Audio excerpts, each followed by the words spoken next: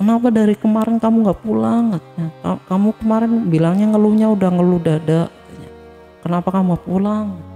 Ya nggak enak sih ya, saya kan baru 2 minggu apa 1 minggu itu bang saya di Jakarta. Saya dikasih gaji nggak tahu kasih berapa itu dulu, langsung saya pulang. Tapi saya nggak keburu ibu saya itu. Jadi mimpi saya itu ngelihat ibu saya di kain kafanin, berarti benar itu. Ternyata jam 7 malam itu bulan apa tuh 2010 itu bang, udah masuk 2010 ya. Bulan apa nggak tahu, lupa saya. Ibu saya tuh udah nggak ada 2 jam, udah divonis meninggal.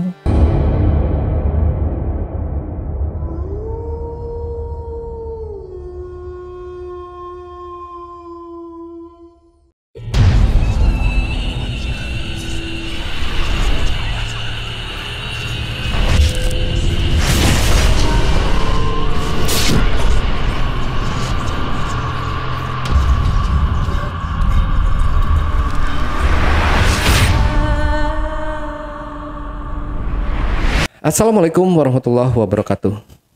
Jumpa lagi dengan saya, Ale, host Jejak Backpacker.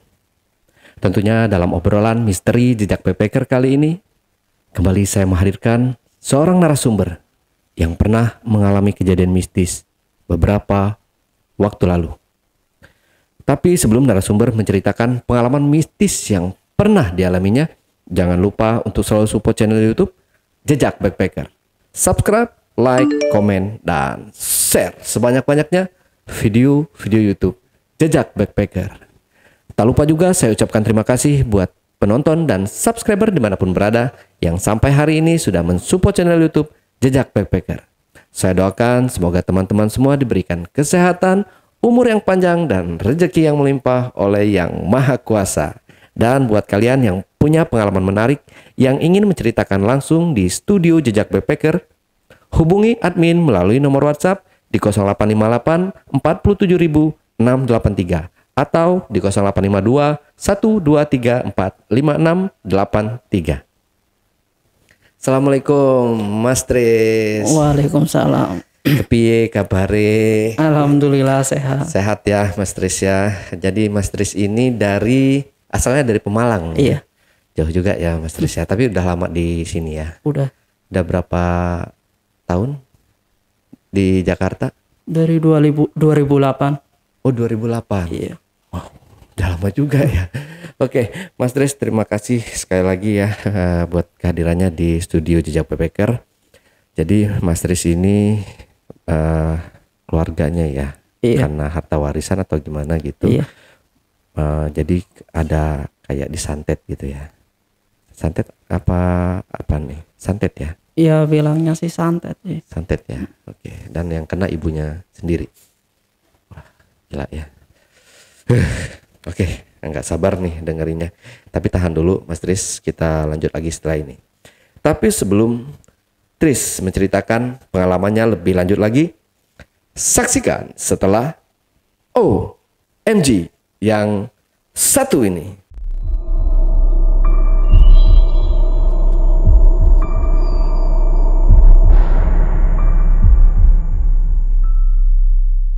Mas Tris, udah siap ya buat Siap. cerita ya? Tapi kayaknya gue ada bau-bau dikit, nggak enak. Gue pakai parfum dulu Mas ya. Iya. Sebentar. Biar wangi, Mas Trisnya juga enak, nyaman di dekat saya. Mau pakai nggak Mas Tris? Boleh, silakan. Boleh pakai aja dulu. Sebelum cerita ini kita harus wangi-wangi dulu. Iya. Mantap. Wanginya luar biasa. Teman-teman yang mau nanti ada di bawah ya. Ya, Mas Tris, udah siap ya? Siap. Silakan, Mas Tris.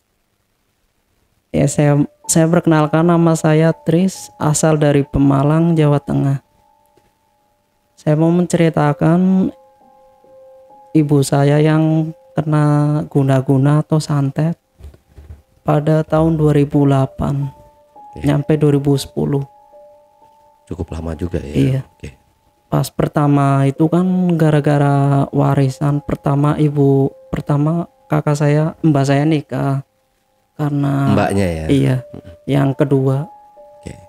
Terus karena cowoknya nggak bawa apa-apa, akhirnya hajatan, tapi hajatan nggak gede-gedean sih bang, cuman apa, kecil-kecilan kayak selamatan. Tapi kan namanya orang tetangga di kampung kan pada bawa kondangan kayak gitu. Giliran itu habis lah nggak tahu berapa. Terus karena ibu saya nggak punya uang, pas bapak saya pembagian harta warisan itu dari adiknya yang bungsu, karena kan meninggal belum punya anak, otomatis kan larinya ke kakaknya, ke adiknya. Nah karena bapak saya kan bergolnya kan 8 bersaudara, jadi yang dapat itu 4 orang apa 4 orang. Habis itu ke situ orang adiknya 2 suami istri kan, jadi 4 orang. Siang-siang jam 10 apa jam 9 ya, jam 10-an kalau nggak salah. Terus ngasih itu, tapi ngasih kayak ngomel-ngomel gitu bang, ngomel-ngomel. Terus ngomong apa nggak tahu, bapak saya kayak ngomong apa, terus adiknya kayak kesinggung kali ya.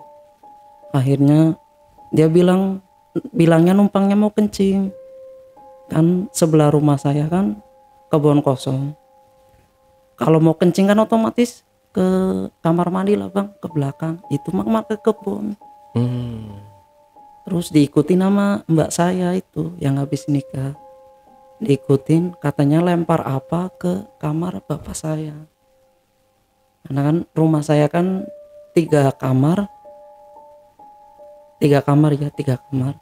Jadi nggak tahu di kamar terakhir kan bapak saya tuh dilemparin, nggak tahu pakai bungkusan apa.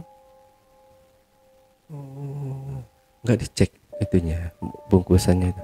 Tadinya mau dicek, cuman keburu suaminya adiknya itu ke situ. Akhirnya mbak saya masuk lagi. Giliran dicek lagi nggak ada apa-apa. Habis itu udah omongan apa nggak tahu, karena kan saya nggak di rumah. Saya sekolah apa lagi mainnya, lagi sekolah kalau nggak salah. Terus giliran itu berapa dia pulang kan, adiknya itu pulang semua, lupa. Giliran itu berapa hari kemudian ibu saya tuh habis tandur, karena ibu saya kan tani ya bang, ibu sama bapak saya tani. Giliran itu mau tidur, nggak lama kemudian ibu saya teriak, tahu-taunya di bawah kasur ada ular segede gini. Tapi kata bapak saya jangan dimatiin, dibuang doang ke kebun. Giliran ke kebun nggak tahu kemana hilang ularnya. Karena yang ngambil kan saya sama bapak saya. Udah dari situ ibu saya ngomong gini, ini alamat apa katanya gitu. Udah dari situ ya kalau malam kayak ada yang lemparin kerikil dari ke atas genting, kan bunyi klotak gitu kan. Turun ke bawah, kirain bapak, karena background rumah saya kan udah angker gitu bang. Sebelahnya lagi apalagi itu kan kebun kosong, kirain yang jahil tuh sebelah itu ya, tetangga lah gitu. Tahu-tahu ya itu kayak gitu. Giliran pas sore-sore ibu biasanya nggak tidur maghrib, itu mau tidur kata saya, bu mau maghrib jangan tidur katanya, capek katanya. Ya udah ntar kalau maghrib dibangunin ya. Mau maghrib dia teriak. Giliran itu saya kasih itu kan, kenapa bu? Nih liatin katanya, sakit kata. Giliran dibuka bajunya itu kayak telur bang, di perut itu jalan. Jalan aja itu nyampe saya bingung. Kayak gerak-gerak. Iya gerak gitu itu ya. muter kesini. Giliran itu saya bingung. Minum dulu. Maaf. Ya.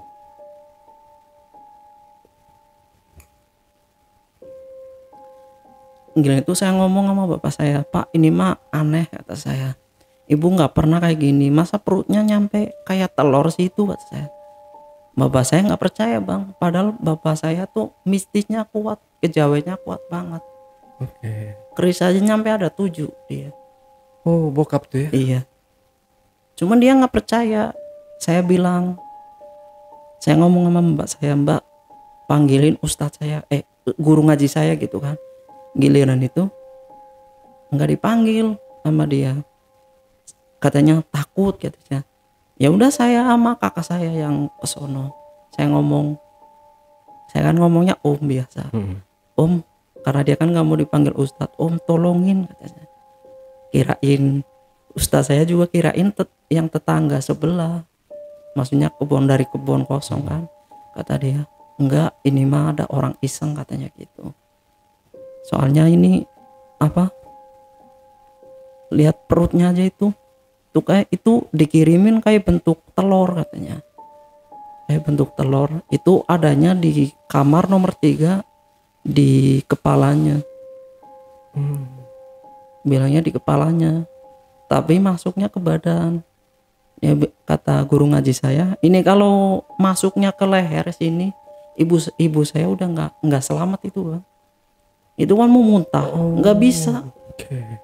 Muntah aja nggak bisa, itu nyampe ya keluar air doang. Habis itu udah kan setengah jam lebih kalau nggak salah. Habis itu udah berhenti katanya. Ini ngelakuin pasti maghrib sama jam 10 malam sakitnya itu pasti. Tapi kalau siang biasa aja bang. Maghrib 10 malam itu pasti sakitnya kayak gitu. Itu dalam jangka waktu yang lama? Lama itu. Jadi semalaman itu bisa berapa jam tuh sakitnya? Bentar doang sih bang, paling setengah jam, sejam gitu. Nggak nyampe lama banget. Cuman kan kerasa ibu saya katanya ada kayak telur yang gerak aja gitu kan. Sakit ya namanya di perut. Nah di situ saya nangis aja lihat ibu saya kayak gitu. Saya bingung, bapak sayanya kayak nggak percaya. Terus dia bilang, ini mau gimana? Ya udah cariin orang pintar aja, kata mbak saya. Yang pertama bilang jangan dukun lah katanya gitu, musyrik kata mbak saya gitu kan.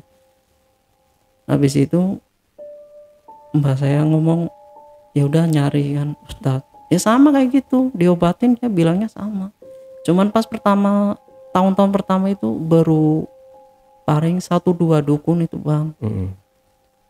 Katanya ini masih kasihan karena salah sasaran katanya. Harusnya kan bapak saya yang kena. Karena bapak saya punya pegangan banyak, jadinya kan otomatis ketangkisnya ke ibu saya.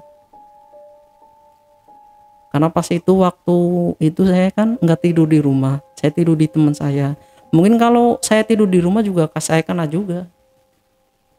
Habis itu nyari kemana-mana orang pinter, ya jawabannya sama. Kita ngobatin, sono nambah lagi. Kita ngobatin, sono nambah lagi. Pernah itu yang ngobatin ke situ, nyampe itu dikeluarin semua itu tangan-tangannya, muka-mukanya itu pada biru-biru kayak ditonjokin itu bang. Oh, yang ngobatin dukunnya iya. itu. Dia bilang saya menyerah katanya. Soalnya ini bukan 1 dukun 2 dukun. Ini hampir semua provinsi Jawa katanya. Katanya yang paling kuat Jawa Barat sama Banten katanya itu. Kalau Jawa Barat katanya dukunnya nggak tahu, pokoknya Jawa Barat katanya Cirebon apa katanya. Cuman kan dia bilangnya saya nggak kuat karena ini udah nyakitin fisik saya katanya. Ya keluarga saya angkat tangan dong bang, udah kayak gitu nyari lagi kemana-mana nggak ada hasilnya, sama nihil. Saya di Jakarta nyari ke teman saya orang Banten, katanya bawa aja ke Banten katanya. Saya bingung nggak punya biaya karena kan yang ngebiayain saya doang bang. Jadinya saya posisi bingung kayak gitu. Udah pas itu udah diobatin ke ustadz. Dukun sih belum pernah sih bang. Oh belum pernah. Berarti tadi itu ustadz ya? Iya. Dia udah menyerah karena udah nyerang fisik. Kalau nyerang fisik dia katanya kalau nggak nyerang fisik sih masih diobatin. Karena ini bukan satu dukun, dua dukun, banyak. Makanya udah dari situ udah nyari lagi, nanya-nanya kemana-mana. Terus bapak saya nanya, emang siapa yang itu, katanya. Ntar juga tahu, katanya. Ntar juga tahu kamu siapa yang ngituin istri kamu, kata yang guru, kata yang ngobatin ustadznya. Ntar juga tahu, ya spesifikasinya itu rumahnya gitu kan. Katanya menghadap utara, katanya gitu. Ya hanya menghadap utara tuh satu rumahnya adiknya itu. Makanya dia curiganya sama satu orang. Tapi yang datang ke waktu pembagian warisan itu kan 2 orang. Ya itu di situ makanya dia curiganya sama adiknya tuh 2. Tapi kata mbak saya, udah jangan diperpanjang, takutnya malah masalahnya gede gitu kan. Kitanya nggak ngobatin, dianya ibu saya sih kayak normal lagi gitu Pak. Bang. Tapi kalau diobatin dianya malah tambah parah. Ngirimin lagi tiap hari. Jadi kitanya tuh harus stop, nggak boleh diobatin. Kata mbak saya, katanya kalau malam ada yang gedor-gedor pintu, kirain suaminya pulang dari Jakarta, tahu-tahu bukan, dibukain nggak ada orang. Karena kan rumah kakak saya kan sebelahnya, rumah bapak saya kan sebelahnya. Jadi rumahnya kan 2, tapi dempet gitu Bang, sebelah-sebelahan. Jadinya kirain suaminya yang pulang. Karena sewaktu-waktu mbak saya pulang kampung tuh, kirain saya yang gedor-gedor. Saya kan karena dari kecil kan saya ikut mbak saya di rumah sebelahnya kan, nggak tidur di rumah bapak saya gitu. Giliran itu jam berapa, jam 1 apa setengah 1 ya, gedor-gedor manggil nama mbak saya, dibukain gak ada orang, tapi katanya ada hitam sama putih, kayak sejenis genderuwo lah gitu, sama kunti. Dia langsung tutup pintu, nggak berani bukain. Katanya udah 3 kali tuh dibukain baru ada, katanya itu. Udah dari situ, karena waktu itu kan mbak saya kan rumahnya masih belum apa-apa lah Bang, masih bawahnya aja masih tanah gitu kan. Ini aja belum di pelapon gitu ya. Giliran itu saya pulang tuh jam 2 kalau nggak salah naik ojek. Itu aja saya manggil nyampe setengah jam. Katanya mbak saya takut, katanya mau bukain. Udah 3 kali dibukain katanya. Pas terakhir itu ada putih-putih sama hitam-hitam katanya. Makanya gak dibukain. Iya. Karena mbak saya kan kurang percaya karena suaminya kan sama Islamnya, keluarganya kan kuat banget. Jadinya nggak percaya sama kayak gitu kan. Akhirnya ya udah mau gimana lagi, kata saya. Habis itu kan pas itu saya pulang, ibu saya kan masih sakit. Saya masih sakit, tapi giliran saya pulang ibu saya tuh kayak sembuh biasa Bang. Nggak sakit katanya. Kalau biasa maghrib sakit sama jam 10 malam sakit, itu nggak sakit, kayak orang normal aja kayak gitu. Giliran itu kalau malam paling ada yang naburin kerikil tiap malam, klotak kayak gitu. Di atas genteng. Iya, di atas genteng. Habis itu saya kan dulu kan waktu zamannya musik di stasiun TV itu kan, kalau malam itu saya kan begadang. Pernah sekali-kali, nggak tahu itu kuku hitam apa, tapi kayaknya sih tangan doang sih Bang, gedor apa ini, kaca 3 kali, dok. Dari situ saya kaget kan, saya di bawahnya, saya ngelihat, kata astagfirullahaladzim, apaan, kata saya nyariin, kalau cicak nggak mungkin, masa itu kayak orang gedor sih, kata saya musiknya, TV-nya saya kecilin, saya tiduran, karena mbak saya kan di kamar, saya di ruang tamu. Habis itu di pintu belakang kayak ada yang mau masuk. Saya kaget, kirain kakak saya, ternyata bukan. Saya nyari ke belakang, kata saya, biasanya kakak saya ini, tapi enggak lah, kata saya. Kalau kakak saya mah mungkin bisa masuk, ini mah enggak, cuman kayak ngedobrak kayak gitu doang Bang. Giliran itu nggak lama saya tidur lagi, ada orang mandi di belakang. pertama kayak nyiram kencing kayak gitu bang, pure aja. Kata saya, kakak saya apa ya, ngerjain saya apa gimana, biasanya kan ngerjain saya kalau malam itu. Tapi nggak mungkin lah dia emang nggak pulang. Pas terakhir itu ya itu ngedobrak lagi. Kalau kuku itu kayaknya kalau kedoran dikecah itu kayaknya sih bentuknya tangan sih bang, kayak kuku panjang gitu, hitam. Jadinya bunyi tok tok gitu. Kata terus pagi-pagi saya ngomong sama mbak saya, mbak semalam saya ada ngedor di kaca. Katanya, enggak itu mah cicak katanya. Kalau cicak mah nggak mungkin bunyinya gede banget kayak gitu kata saya. Enggak, kamu halusinasi katanya gitu. Karena mbak saya kan kurang percaya sama kayak gitu juga bang. Terus ya udah saya diem aja, pipa aja biarin lah katanya. Ntar juga ngerasain sendiri. Tapi saya kalau di rumah sih cuman kayak gitu doang sih bang. Parahnya saya malah di Jakarta. Soalnya kata yang ngobatin ini bukan 1-2 orang katanya. Tapi 2 orang nggak tahu siapa kan. Ternyata sama saya di sini mau resign, bingung ntar nggak ada pengobatan buat ibu saya kan, tiap hari digangguin yang sejenis kunti, sejenis kalau pocong sih nggak tahu pocong, nggak tahu kunti sih ya bang, cuman lewat kelupet aja kata saya. Astagfirullahaladzim, padahal ada teman saya cuman saya nggak lihat. Udah dari situ saya bingung. Saya kalau istirahat nelpon nama ibu saya, bu saya resign ya katanya. Jangan dulu katanya, ntar ibu gimana pengobatan ini. Ya saya bingung lagi, yang cuman ibu ngandelin saya doang. Ya udah dari situ saya ngurungin diri buat resign gitu bang. Dari kalau sholat itu di belakang kayak ada hitam, nggak tahu sejenis apalah. Pokoknya gosong aja hitam. Mau nyuci di tempat cucian itu kepala doang 4, nongol aja. Saya di tangga mundur lagi, orang nongol kepala 4 sih bang. Saya mundur lagi, giliran saya maju selangkah lagi dia langsung hilang. Kirain saya teman saya, karena kan satu kerjaan itu yang waktu saya itu ada 25 orang, cuman ceweknya kan 4, yang cowok kan 21. Kirain sih teman-teman saya. Saya cari ke tempat cucian, nggak ada orang sama sekali, di bawah semua, lantai 1. Kata teman saya, kamu mah halu, di sini mah kamu doang yang sering kayak gitu. Saya cerita sama susternya itu, susternya nggak percaya, enggak kamu mah bohong katanya. Enggak, beneran. Yang paling parahnya, paling epicnya itu saya ditemuin genderuwo bang. Kayaknya taringnya sih segini kali, nyampe segini, putih, tapi matanya merah.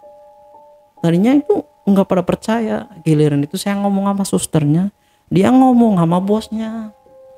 Saya dipanggil katanya, kamu mah bohong katanya, jangan suka bohong di sini. Kata saya, kok saya nggak bohong, ini beneran kata saya. Kalau engkau nggak percaya, lihat aja sendiri di kamera, orang gelap mana bisa katanya. Kalau malam kan dimatiin semua sih bang, cuman pintu depan rumah, depan gerbang doang yang dinyalain. Lah pas waktu apa ya, maghrib seringnya itu di tangga anak kecil 2 masuk aja, cuman kirain saya anaknya bosnya itu. Tapi kok hampir setiap maghrib kata saya. Pas saya saya lihat masuk tembok itu, dari situ saya merindingnya nggak karuan. Tapi penampakannya anak kecil biasa. Anak kecil biasa, pakainya gaun cewek, yang cewek itu kan cowok cewek. Saya penasaran, itu hampir tiap hari kayak gitu. Yang orang hitam-hitam, yang kunti. Kalau yang kunti mah agak jahil bang di situ. Nggak tahu di situ, nggak tahu di mana. Pokoknya kadang di mesin jahit, kadang di mesin obras. Ada orang lembur kan nyampe jam 9, nyampe jam 10, suruh bosnya karena barang diburu-buru. Ada 2 orang nih, yang satu lagi dengerin musik, tiba-tiba ditarik satunya, tahu-tahu ada kunti lagi duduk di mesin jahit, di mesin obras. Langsung dia nggak pesen apa-apa, katanya itu sapu di atas katanya. Kantungan sapu di atas bang, lantai 3. Ada apaan sih kata saya. Cuman saya naik ke atas ya paling merinding aja. Terus pas epicnya lagi pas malam Jumat Kliwon kalau nggak salah, saya lagi nyapu, saya kebelet kencing, masuk ke kamar mandi, digedor 3 kali. Oke. Kan teman saya cewek satu naik ke atas, saya omelin. Dianya nangis katanya, enggak bukan saya. Dianya enggak bukan saya. Kata saya, ini mah jahil amat. Kata, ya udah kalau bukan kamu udah keep aja kata saya. Ini mah saya tahu kata saya. Soalnya ini udah bukan sekali 2 kali, udah berapa kali. Cuman bosnya bilangnya enggak, kamu mah halu, kamu mah tukang bohong katanya gitu.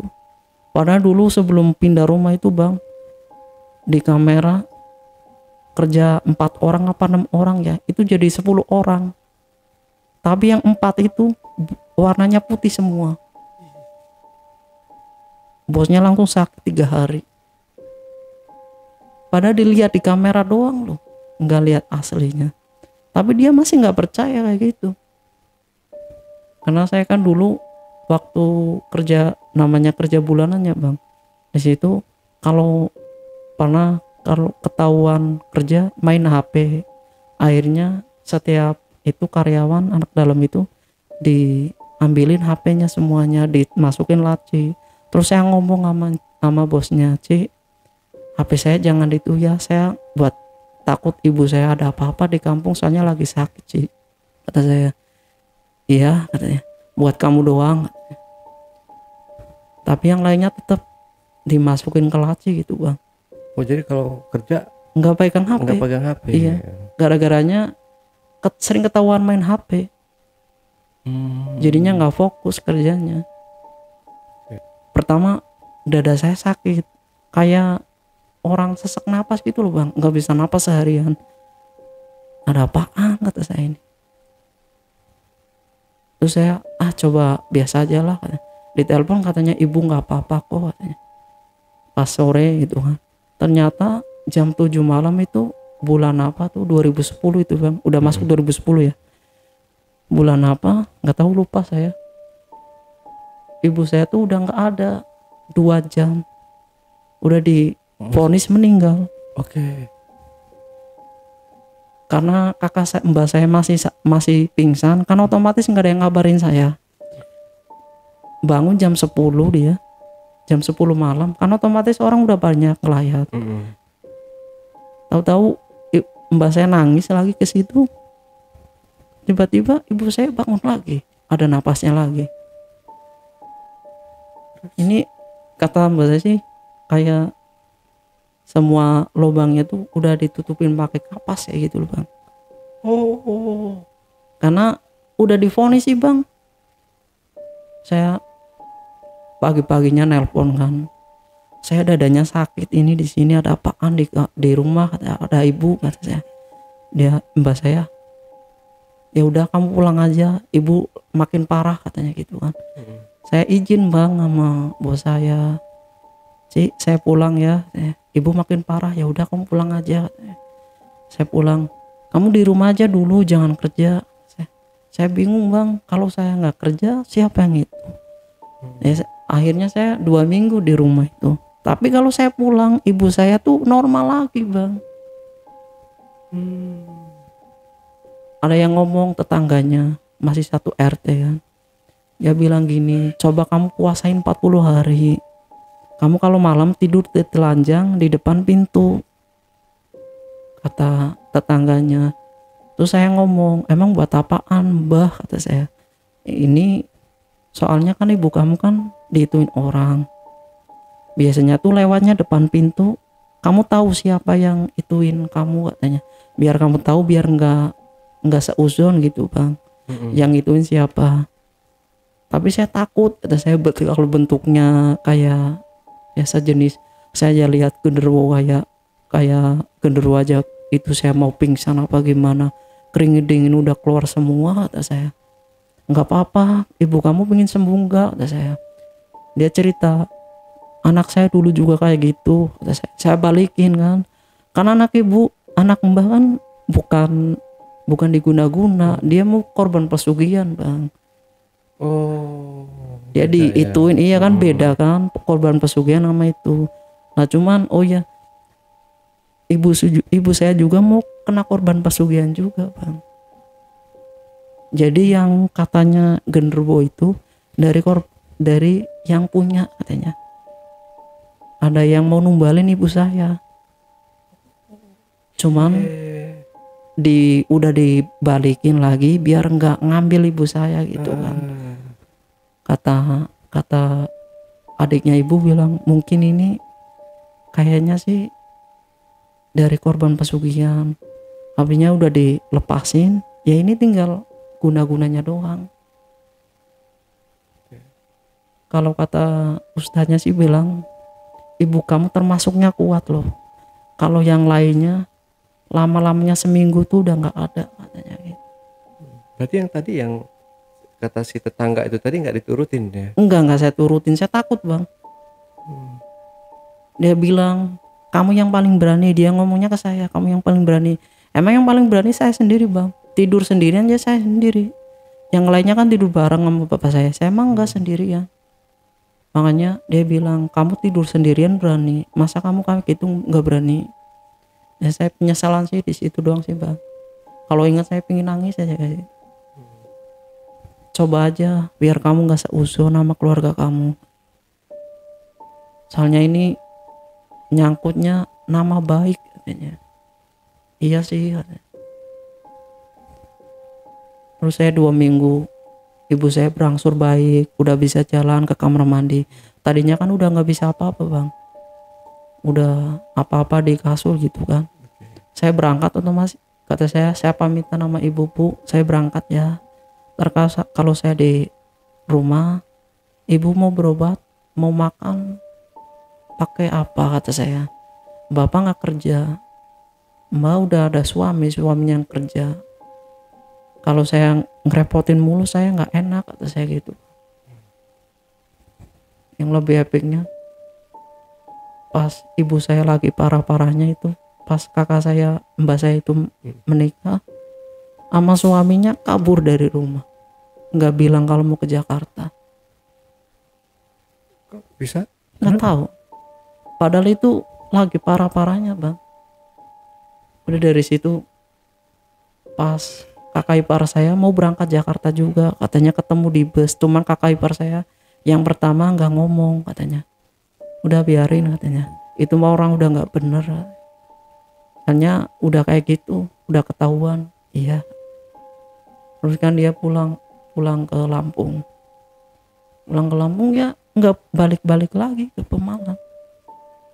Makanya dari situ pas pernah ibu saya ngomong gini, atau itu doa nggak tahu apa gitu. Pernah ngomong gini, liatin aja kamu menikah sama itu nggak bakalan kamu punya anak. Dia sampai sekarang belum punya anak. Oh. Dan sampai sekarang Sampai sekarang. belum pernah pulang. Sekarang udah pulang. Oh, udah. Itu juga sekarang mau rebutan lah. Jadinya makanya bingungnya di situ bang. Pas dia keluar katanya, udah biarin anak durhaka mah kayak gitu. Liatin aja dia nggak bakalan punya anak. Namanya doa orang tua kali ya bang. Sampai sekarang belum punya anak. Katanya udah pernah, bilangnya udah pernah hamil, cuman keguguran. Nyampe meninggal di telepon itu nggak pulang bang.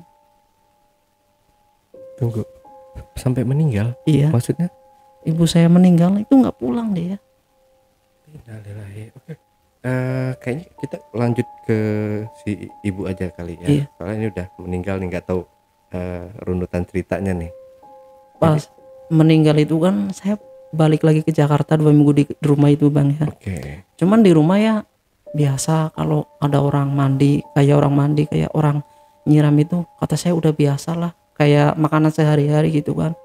Yang penting jangan nongolin di depan saya. Tadinya kan ibu saya di rumah sebelah, di rumah bapak saya, pindah ke rumah mbak saya yang sebelah kiri. kan saya di situ ramai, otomatis rumah sebelah kan sepi. Ya tetap kalau malam ada yang ngelemparin kerikil klotak-klotak tiap malam tuh bang. Cuman gini ustadznya ngomong gini, ntar malam jagain, ini malam Jumat katanya, ntar jam 12 pokoknya jam 12 kurang kamu tungguin, jangan tidur nyampe jam 3. Ya saya ngantuk bang. Akhirnya saya nungguin itu nyampe jam 1, tapi jam 1 cuman bunyi kerikil doang sih. Pas jam 12 lewat, iya ada yang masuk ke kamar ibu saya. Karena kan belum ada pintunya, masih hordeng kan, kayak kebuka aja. Tapi saya langsung masuk, nggak ada sama sekali. Bapak saya masih tidur, ibu saya diem. Biasanya kalau kesakitan apa kan ibu saya langsung gerak, bilang ngerintih kayak gitu bang. Nangis itu mah enggak. Besok paginya saya ngomong, mbak saya nanya semalam ada apaan, ada yang masuk tapi saya tungguin di pintu nggak nongol katanya, nggak tahu apa, tapi ada yang masuk 2 kali kata saya. Pertama sekali saya masuk, keluar lagi bang, ada yang masuk lagi. Saya tungguin di pintu, tapi saya nungguin lama, kurang 1 jam, 1 jam kurang. Cuman ibu saya bangun, kenapa? Enggak apa-apa, ya udah tidur lagi kata saya. Ngomong ke ibu kan, ya udah kamu tidur, udah malam kata ibu saya. Ya udah saya keluar lagi nonton TV, masih dengerin TV musik itu kan. Habis itu saya nyampe 1:30 apa jam 2, itu nggak ada apa-apa bang.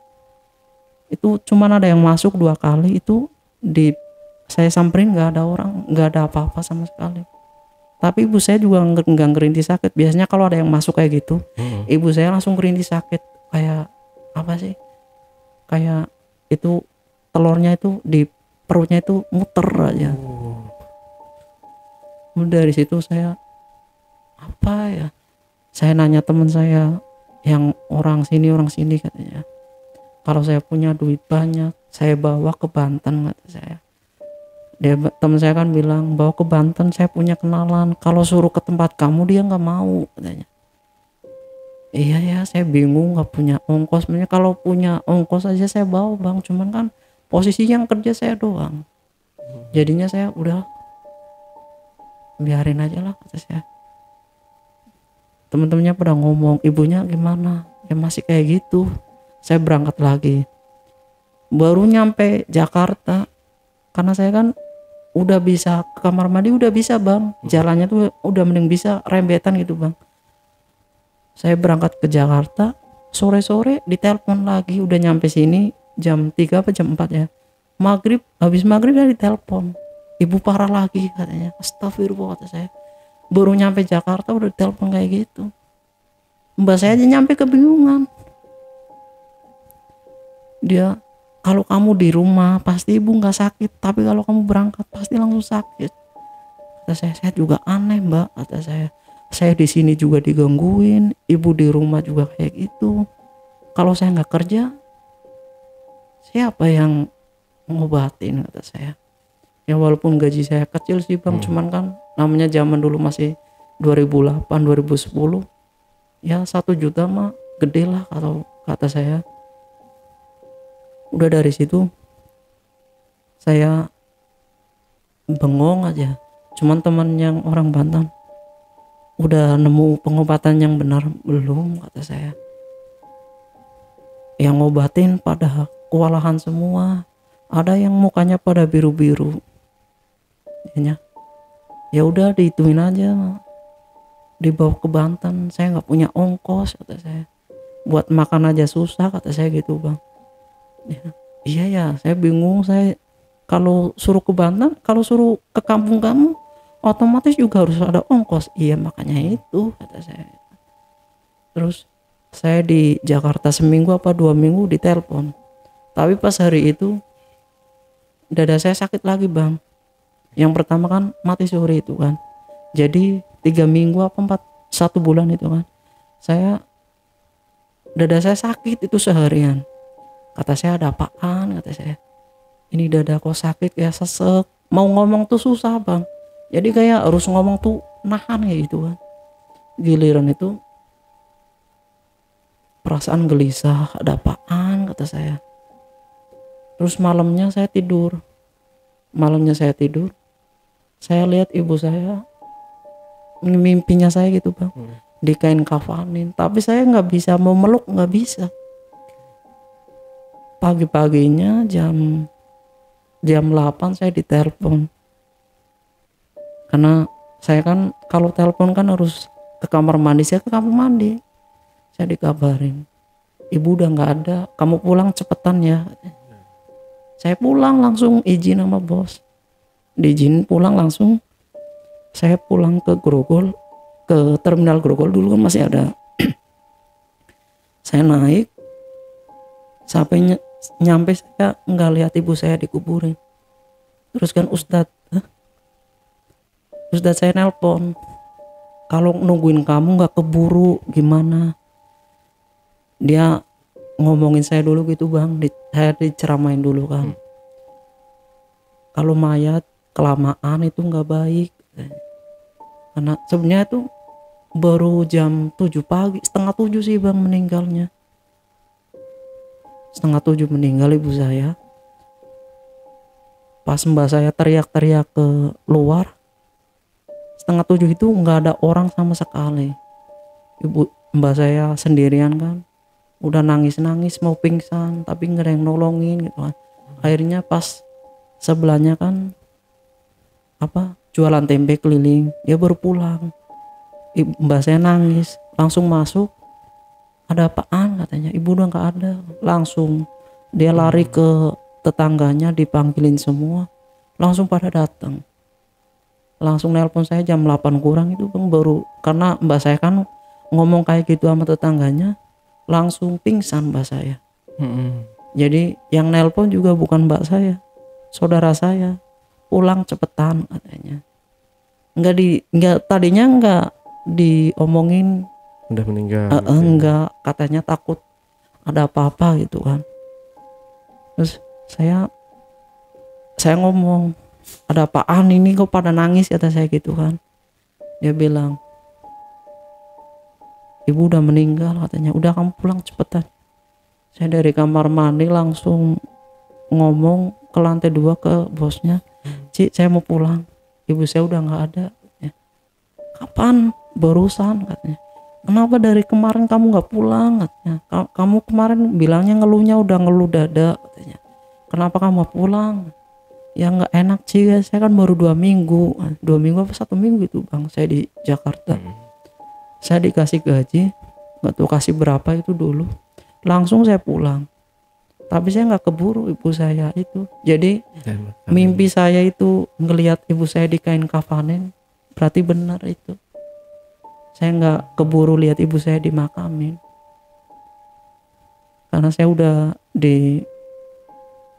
dikasih ujangan sama guru ngaji saya, kamu harus ikhlas. Kalau ibu kamu dikuburin dulu nggak apa-apa kan, nggak apa-apa. Karena posisi itu kalau di kamu kan jam 10 ya bang, jam 10 lewat, udah jam setengah 11. Akhirnya dikuburin lah, saya masih di jalan. Emang nggak boleh juga sih kelamaan. Iya kelamaan gitu ya. katanya kan kasihan mayatnya. Saya juga mikir lah, saya dengar pengajian iya sih, mayat nggak boleh kelamaan. Saya udah ikhlasin. Tadinya saya kayak rasa nggak percaya gitu bang.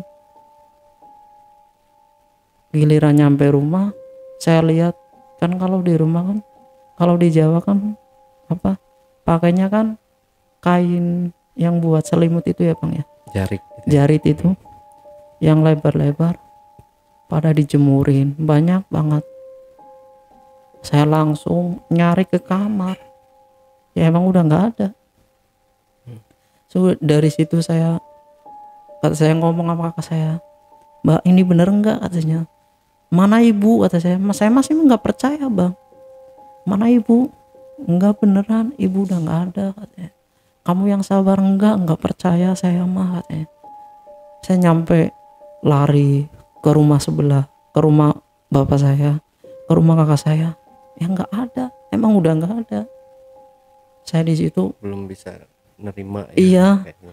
karena saya mikirnya gimana Bang ya, saya pulang dari sono jam 8 kurang naik bus itu, tapi nilalanya di jalan itu ada-ada aja. Saya oper bus 2 kali Bang, banyak meletus 2 kali. Udah dari situ saya, alamat ini mah nggak bakalan bisa. Kakak ipar saya di Jakarta juga sama, dioper 2 kali. Akhirnya pas turun di Comal dijemput sama saudara naik motor. Ya udah pulang, kayak rasa nggak percaya gitu. Biasanya pulang yang pertama nyambut kan ibu saya. Jadi kayak rasa kehilangannya tuh banget gitu Bang. Dari situ saya murung aja, bingung. Cuman kakak saya udah ikhlasin. Tapi biasanya kan kalau tetangga yang meninggal biasanya kan seringnya saya kan lihat gitu ya Bang, lagi duduk di depan apa lewat, itu mah saya mah dari ibu saya nggak ada, itu sama sekali nggak lihat apa-apa. Apa dia lagi tidur, nggak pernah saya, karena itu kan pas meninggal itu kan perutnya gede ya Bang. Karena kata orang Jawa gini, udah disabetin aja, bapak saya ngomong disabetin aja pakai daun kelor. Disabetin, mau disabetin, adiknya nggak terima. Jangan disabetin katanya. Orang udah meninggal ngapain sih disabetin kayak gitu, kata adiknya. Enggak, saya pengen tahu siapa yang ituin istri saya katanya. Ya udah sabetin aja, paling keturunan kamu dari kamu keturunan kamu nggak bakalan selamat ya gitu. Jadi udah diancam kayak gitu Bang.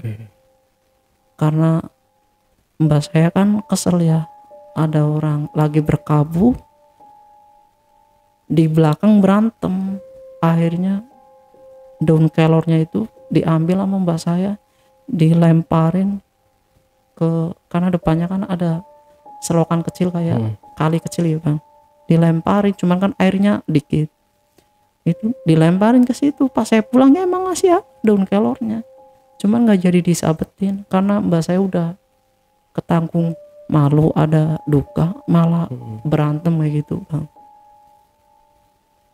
Dari situ udah, biasanya kan kalau kayak gitu apa ngantuin apa gimana, itu mah ibu saya nggak ya. Cuman malah seringnya ngasih pesan lewat mimpi, nyampe sekarang juga masih. Tapi mimpinya seringnya ke saya nanya ke kakak saya, mbak saya nggak pernah.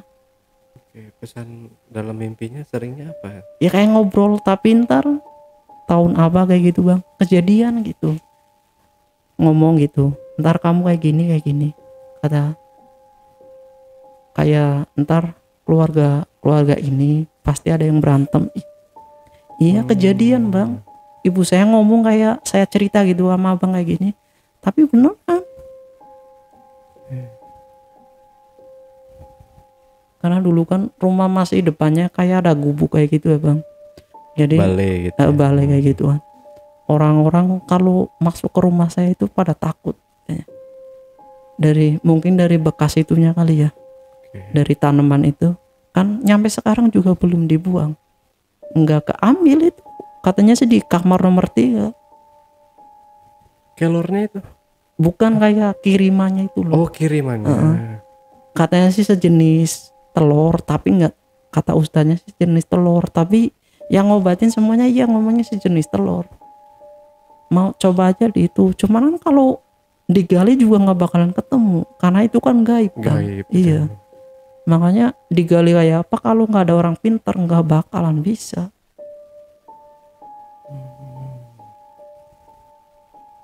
Dan itu masih belum hilang, Nyampe sekarang belum. katanya masih ada. Katanya masih ada, cuman kayak karena udah nggak dikasih makan kali ya. Jadi katanya sih, kata guru ngaji saya udah pergi itunya, apa setannya gitu. Nggak apa-apa, cuman yang jeli itu sebelahnya, karena bapak saya kan punya pegangan juga banyak, kerisnya aja ada 7, makanya udah biarin katanya, nggak apa-apa. Tapi sekarang mah udah nggak ada sih kerisnya, udah katanya ada yang dijual, ada yang dikasih ke orang katanya. Terus ya udahlah, syukur kalau udah nggak punya pegangan. Oh, berarti bapaknya nggak lepas dari ini ya, klinik-klinik hal Iya, sama yang kayak klinik-kliniknya gitu kayak ya. gitu. Makanya Tapi selain keris gitu nggak ada lagi ada kayak batu-batuan gitu batu ya. merah delima, warnanya merah, hijau. Tapi kalau yang merah emang ada, pernah lihat itu kepala bang. Dia ngomong namanya Sangkuriang. Kepala, rambutnya panjang, matanya merah, tapi ada taringnya. Tapi kepala doang dari cincinnya itu kan. Cincinnya kalau tidur kan disakuin, dicantelin kan. Nongol kepalanya dari batu itu. Dia ngomong, sayang jagain keluarga kamu katanya gitu. Nama saya Sangkuriang. Ibu saya ngomong kayak gitu. Tapi ya namanya kayak gitu juga tetap aja masih kena. Cuman ya itu harusnya ke bapak saya, malah ke ibu saya. Tapi saya habis ibu saya meninggal, nyampe Jakarta juga masih dihantuin kayak gitu aja bang. Pas saya di rumah kan, habis ibu saya meninggal itu kan 3 minggu ya bang. Terus bapak saya ngomong gini, waktu kondangan nih, ditanyain istrinya kenapa meninggalnya. Terus dia ngomong, nggak tahu keceplosan, nggak tahu emosi kali ya, adiknya yang ono. Pas dia lagi kondangan di situ kedengeran. Habis itu dia ngomong, awas liatin aja katanya, ntar anak-anak kamu, nggak tahu anak cucu kamu pasti kena semua. Liatin aja kalau masih diperpanjang, bilangnya gitu bang.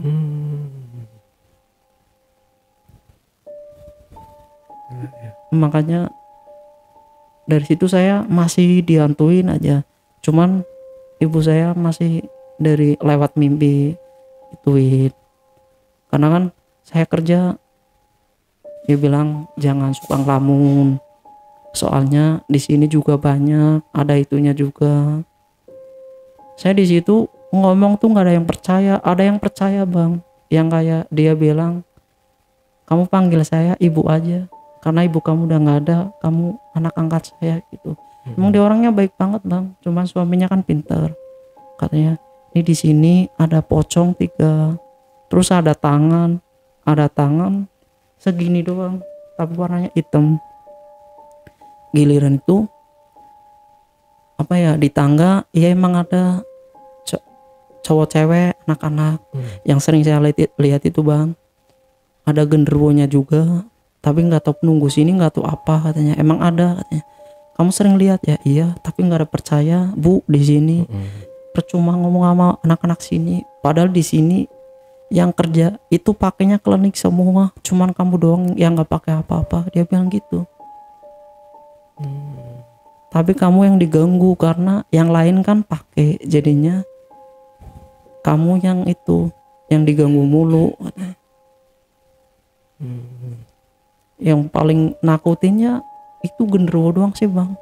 Itu mah karena saya dulu kan habis subuhan ya bang, mandi, terus saya pakai baju, padahal itu habis subuh loh bang, tapi ngeliatin kayak apa ya, sejenis saya di sini lo apa gimana gitu.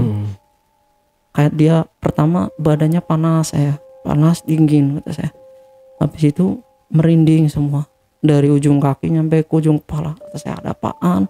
Saya nengok ke pintu, ternyata ada, tapi saya nggak bisa gerak gitu bang. Dia apa, maju ke saya, masuk pintu, hilang. Itu mah jelas banget bang. Tapi saya ngomong di situ nggak ada yang percaya satupun kalau di situ ada genderuwonya. Saya seminggu bisa nyampe lihat 3 kali 4 kali itu genderuwo. Tapi udah kayak biasa aja ya. Iya, jadi pertama lihat kayak gitu, saya kan nyampe ngomong saya resign aja apa ya, karena saking saya stresnya bang, lihat tiap malam kayak gitu. tiap malam mau tidur pasti kayak gitu. Pernah itu yang tangan segini yang warnanya hitam, itu ada nyampe di sini pas saya lagi sakit, itu nyampe muka, pas depan muka. Karena saya kayak ada apaan ya, saya matanya tuh agak melek dikit, giliran dilihat itu tangan hitam gosong tapi ada merah kayak darah-darah kayak gitu bang. Habis itu saya baca-baca sebisa saya lah, kayak Anas Kulubowo kata saya. Habis itu nggak lama kemudian dia turun ke bawah, terus masuk ke pojok, hilang. Habis itu saya lari langsung minggir ke tempat teman saya. Terus pagi-pagi dia bilang, kamu kenapa kok tiba-tiba di sebelah saya? Nggak apa-apa, saya nggak cerita kayak gitu bang, karena saya saking takutnya itu. Mohon maaf, kalau untuk Mas Tri sendiri ini bukan kejawen?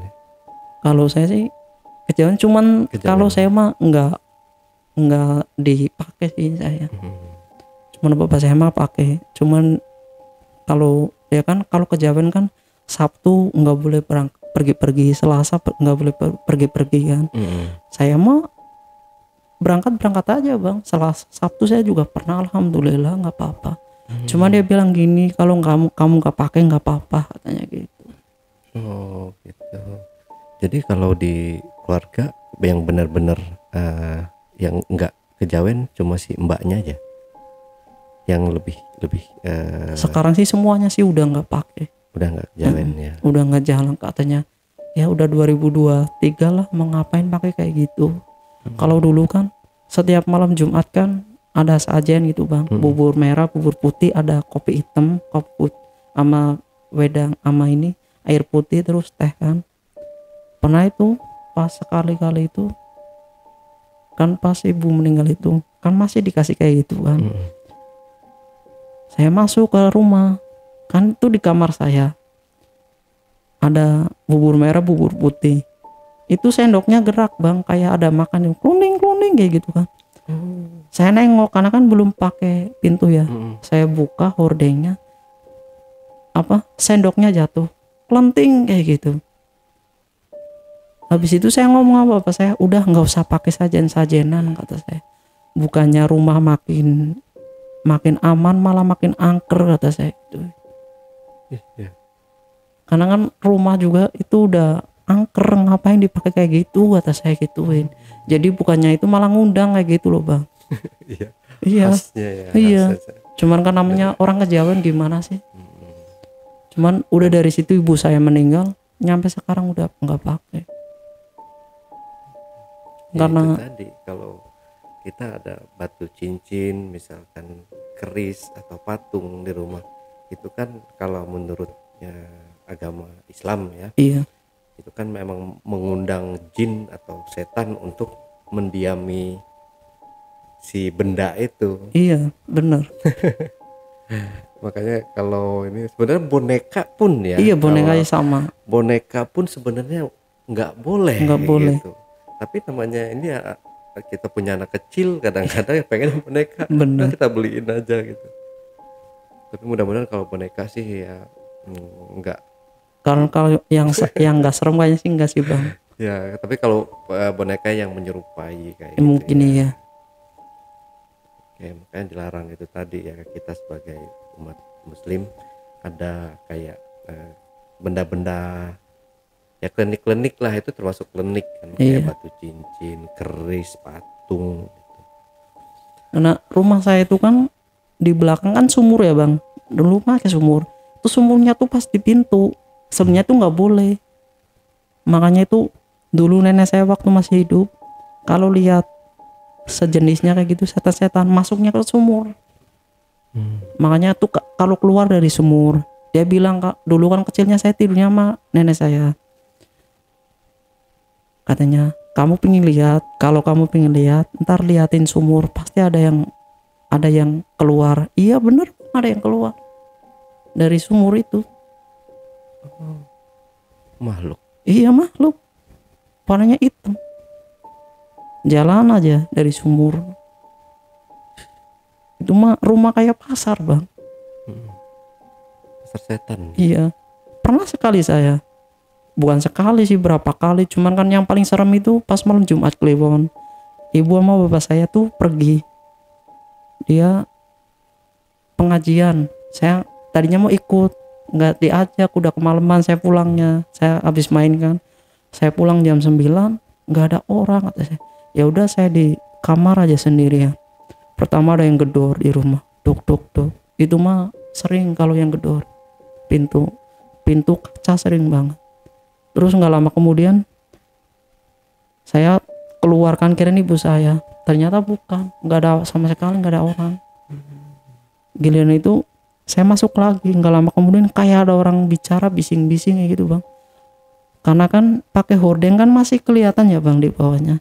Saya nengok dari kasur turun ke bawah itu kaki hitam, itu lebih dari 10 banyak banget ada bang, gantung itu kayak seberapa senti lah, nggak, pokoknya nggak napak, hitam semua kakinya. Cuman ya jalan aja kayak gitu. Cuman saya di kamar, kalau mungkin saya keluar nggak tahu ada berapa itu orang. Di ruang tamu ada, di ruang tengah ada, yang di belakang ada, itu banyak banget kaki. Seumur umur saya nyampe ngomong, itu bapak saya pulang, saya nyampe ngomong, Pak, emang ini rumah ini ada apaan, katanya. Itu dari sumur, katanya. Berarti benar kata Mbah. Iya benar, makanya sekarang sumurnya ditutup. Masih ada sekarang? Udah ditutup. Ditutupnya pakai? Ditutup biasa tutup, cuman nggak boleh ditutup mati, harus dikasih selang. Itu dikasih selang bang sekarang, jadi kayak buat napasnya gitu. Horor banget ya. Iya. Udah dari situ kliniknya bapak banyak, ditambah kayak gitu, apalagi kerisnya kalau malam Jumat nggak dikasih makan kembang, itu petinya bunyi klotak-klotak kalau sore. Jadi dulu kalau saya sore malam Jumat udah suruh nyari kembang melati, kembang cepaka, kembang kenanga, apa aja lah kembang-kembang kayak gitu. Ntar itu saya bukain, ini katanya taruh aja ke kotaknya. Saya buka, tapi kalau dikasih itu mah enggak itu bang, enggak bunyi. Iya. Ya? Makanya kalau di Jawa setiap malam satu suro gitu iya. kan ada pemandian, iya. Benda-benda pusaka kayak gitu ya. Jadi memang ada yang menghuni di bendanya itu. Iya, ya. emang ada sih bilang bapak mah, cuma saya emang nggak pernah lihat kalau yang di itu keris, kalau yang di batu cincin emang iya itu. Tapi yang merah, kalau yang hijau nggak tahu saya. Tapi kan nih, Mas Tris kan sering banget ngelihat penampakan kayak gitu, Mas Tris. Nggak ada coba buat ruqyah atau pengobatan agama gitu? Nggak pernah, cuman kata guru ngaji saya, emang kamu kebuka dari kecil, jadinya nggak apa-apa. Yang penting mah dia nggak mengganggu kamu, katanya gitu. Jadi kalau nyampe nyerang fisik sih harus diruqyah, cuman karena harus ditutup gitu. Cuman kata kakak ipar saya gini, ntar kamu nikah juga ntar ketutup sendiri. Iya, selama saya nikah ya sekarang juga masih bisa, cuman nggak intens kayak dulu loh bang. Makanya saya kalau sekarang udah menikah, udah makanya sekarang kalau pulang gitu di rumah saya nggak berani dengerin jejak backpacker kalau di kampung. Ya memang kalau mistisnya, horornya kental banget kan. Iya. Kalau di kampung ya. Karena kan sebelahnya juga kebun kosong. Tuh waktu kapan aja, baru puasa kemarin, habis lebaran lah, lagi duduk di depan warungnya adik saya itu, lagi duduk mainan HP. Ada yang duduk di sono, tapi agak jauh sih, 500 meteran. Tapi kan kelihatan lampu bang, ngeliatin saja. Saya bingung itu orang apa-apaan, kata saya. Saya masuk ke rumah, kayaknya risih banget diliatin kayak gitu bang. Cuma kan rumahnya sih belum begitu banyak sih bang, orang depannya sawah doang kan. Jadinya kelihatan banget itu ada yang ngeliatin, kata saya. Karena itu kan di bawah lampu. Sejenisnya kayak orang sarungan, cuman nggak kelihatan mukanya, nggak kelihatan apanya. Ya itu mandangnya ke saya mulu. Terus pagi-paginya saya ngomong tuh, nyampe jam 10 masih ada bang. Pas setengah 11 saya keluar lagi udah nggak ada. Saya dilihatin kayak itu merinding. Saya masuk, keluar lagi. Saya ngomong sama bapak saya, Pak, itu apaan? Jangan diliatin. Kamu mah itu diliatin, itu mah udah biasa di sana katanya. Saya itu sekali bukan satu orang dua orang, bang. Banyak banget yang udah lihat. Makanya kata saya, apaan ya? Makanya kalau dengerin jejak backpacker di rumah, kadang ada yang nangis di sebelah rumah, cewek. Kunti sih itu biasanya. Ya. Berarti Mas Tris termasuk penonton siang hari? Iya. Kalau kerja sering lihat. Oh, Malam juga sering. Mungkin salah satu yang mungkin komentar ada kan ada yang komentar. Ada yang dulu komentar nonton. apa ya? Yang ada yang lupa saya. Pokoknya ada narasumber, dia di suaranya tuh kayak ada suara kayak gitu bang. Oh, iya si Fandi yang nongol suaranya. Iya. Itu kita masih di base camp lama ya. Iya itu ada suaranya. Makanya kata saya, ih ini mah saya kalau dikasih mah kayaknya mah nggak mungkin ya. Makanya Ya kalau di base camp lama memang ya bang ya, saya akuin juga memang sering ya penampakan kayak gitu. Memang dia sebatas kayak suara atau pergerakan benda kayak gitu.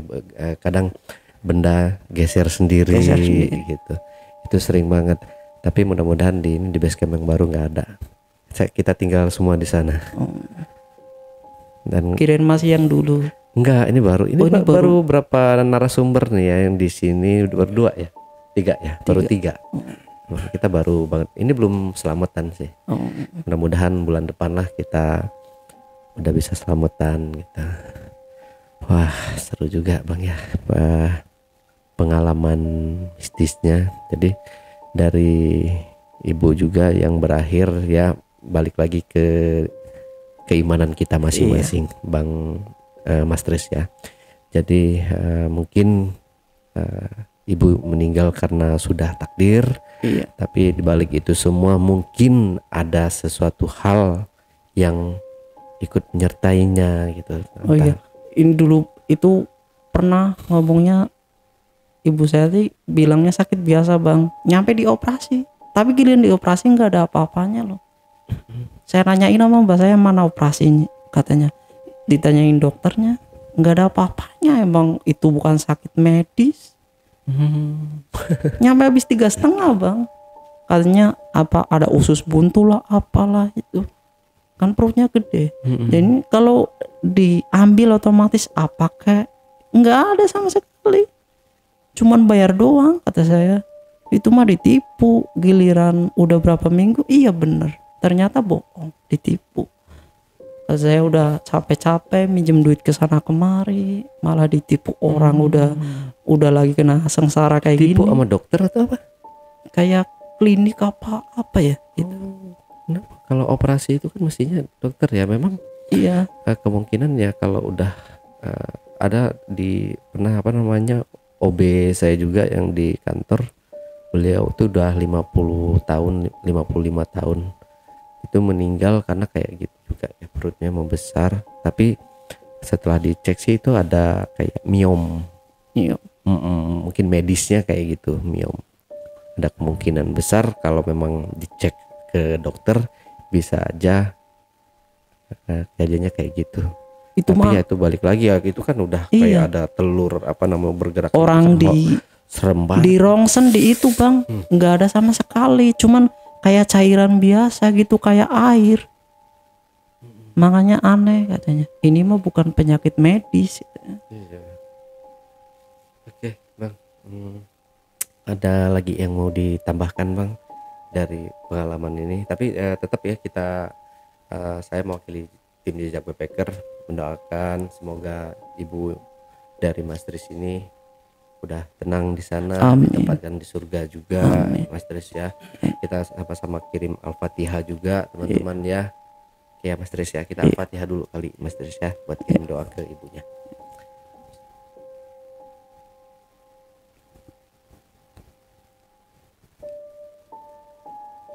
Amin.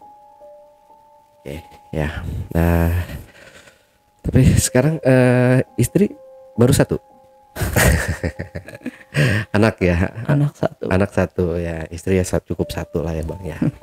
Oke bang, Mas Tris, terakhir Mas Tris, mungkin ada yang mau ditambahkan sebelum kita akhiri ceritanya.